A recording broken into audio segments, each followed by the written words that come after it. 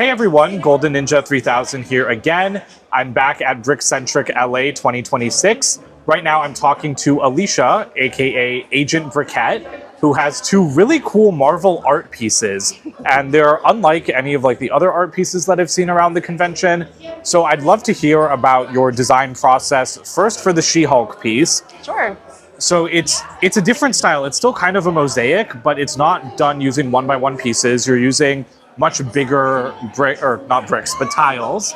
I guess, how do you go about designing this, right? Like, why did you choose to use larger pieces? Is it based off of a particular comic book image?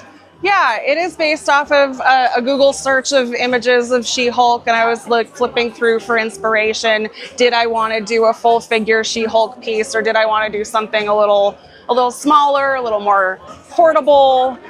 So I went with her eyes and this expression because it's so iconic of what she stands for. It evokes power, it evokes her strength, and how much of a badass she is in general. So as far as the piece composition, I actually had to cut this 48 by 48 plate to make sure that the the size was the size that I wanted it. So it's 1 2/3 base plates. Wow, okay. And then for the tile selection, I did run it through Studio just to see what it would look like and what the price point would be to acquire the brick to get it, if I wanted to do individual stud pieces or if I wanted to do tiles. And I really liked the look of how the tiles were, different sizes and shapes, but all smooth and sleek. So that was the basic design process.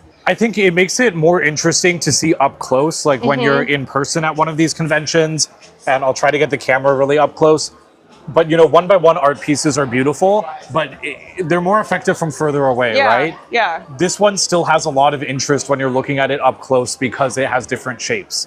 And I really like the use of the colors to kind of create the highlights, like the lime green to highlight the contours of her face, and those little flecks of brighter green in her eyes. Yeah. It really pops. It's especially showing up really well on the camera. Awesome. Yeah, the color palette was really interesting because sometimes if you're looking at one of the mosaics to our left over here, there's an element that you have to incorporate other colors that your brain may not, your brain recognizes it as the color palette to make the picture, more visible, more interpretable. But I liked the way the color palette turned out for this one because it's almost all green and black. So it felt more organic to me. Yeah. To do this particular color palette. I definitely agree. And then I want to move over to the Scarlet Witch headdress because if anyone has watched my channel for a couple of years, they will know that Scarlet Witch is my favorite Marvel character. Basically my favorite superhero. I'm always wearing a ring with her headdress on it. So this caught my eye as I was walking around on Friday. But, for two reasons. One, I thought it was Scarlet Witch. But two, it looks unlike any other Scarlet Witch headdress I've ever seen. Yeah. It doesn't look like an exact copy of the one she's wearing in the movies or the one she wears in the comics.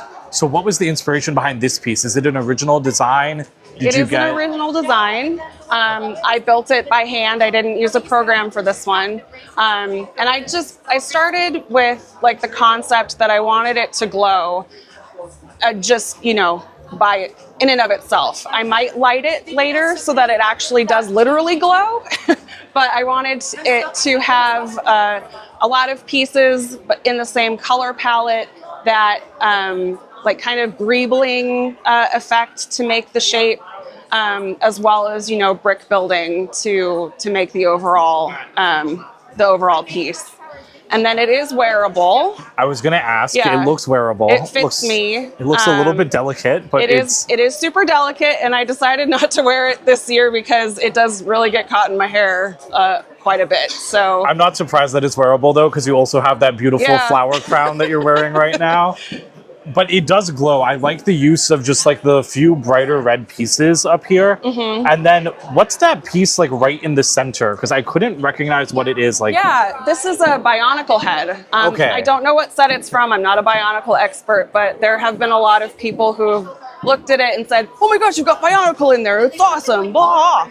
So yeah, I wanted to use as many unique pieces in it as possible too. Not just tile, not just plates, not just brick, but yeah, make sure that I'm capturing all the elements and possibilities of Lego in one piece. Well, I think you've done a very good job. Because that piece, I'm not a Bionicle fan. Sorry, guys, if you are. I mean, I like it. Don't get me wrong. I'm not a hater. I don't have the familiarity with the Bionicle parts library that some people do. Right. And so I had no idea it was from Bionicle. I was thinking, I thought it might be Hero Factory or something, but I just couldn't like recognize the shape. Yeah. But I really like the parts that you've incorporated. Like you have katanas, you have lightning bolts, you've got like the red seaweed. You even have her power blasts in there and like the tridents. It adds a lot of really cool texture, but it's still recognizable as to what it is. BrickLink was very helpful in allowing me to figure out like what elements were at my disposal, especially the trans red elements like the lightning bolts. I'm not an element expert. I didn't even know they existed until I did the BrickLink search. So yeah, I wanted to try to get as many unique pieces in there as possible. Well, you've done a very good job with both of them. So thank you so much for talking to us about it. Yeah, thank you very much, Uday.